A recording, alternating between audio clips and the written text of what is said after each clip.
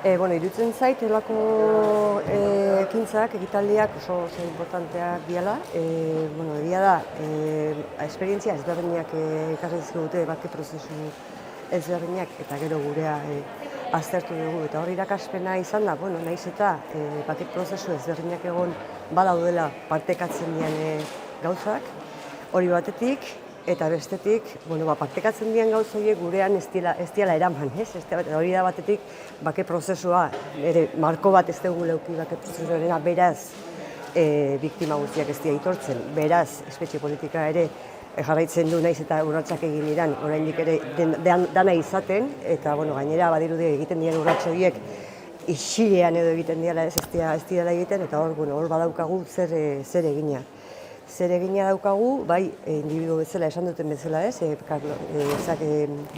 Bete beharrak dauzkagula herritar gisa, ez? Eta bete behar horietan ardura bat daukagula. Baina, politikarien egin behar gabe, eragite gaitasunik gabe, ezer gutxi lorezakegula ere hori ere bada, ez? Orduan, guri dagokigu gizarte bezala, politikari eskatzea, bake prozesu marko bat jartzea, eta aurrera egitea. Denbora, batzuk Irlandarak esaten zuen, denbora asko behar dela, denbora asko bai, baina denbora estrategiagatik gabe ezinezkoa da ezer aurrera egitea, beraz estrategia bat behar dugu.